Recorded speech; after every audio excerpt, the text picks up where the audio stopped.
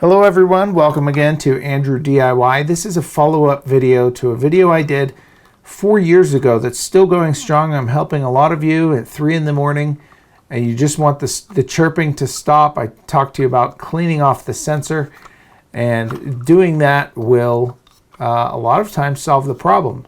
But what do you do if it won't stop? Well, it's time to replace it, and they're not expensive. I bought a replacement smoke alarm. Some of them, this one has carbon monoxide sensor as well as smoke alarm. This one is just a smoke alarm, but I picked this up for about $15. I'll put a link in the description below. It's on Amazon, and it would actually help my channel. It's an affiliate link.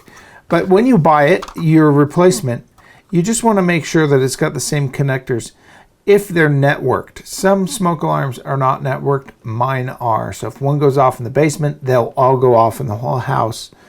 It's a great feature if you have it.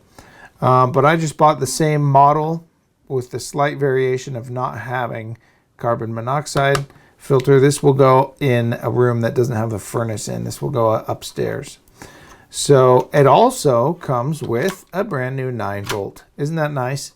So check that out. If you tried cleaning off the sensor and it's not doing its job, then go to the next step and just buy a new one. They're not expensive, and you want to have one that's working in your home. So let me know if that solved your problem, or if you still are having chirping. I think you've got other something else is going on, maybe a poltergeist or something in your house. But if you want more simple how-to videos, reviews, and stuff like that, click subscribe, ring the bell so you get notified, but also let me know what you think in the comment section below. Did I miss something? But other than that, I am happy with these First Alert smoke alarms.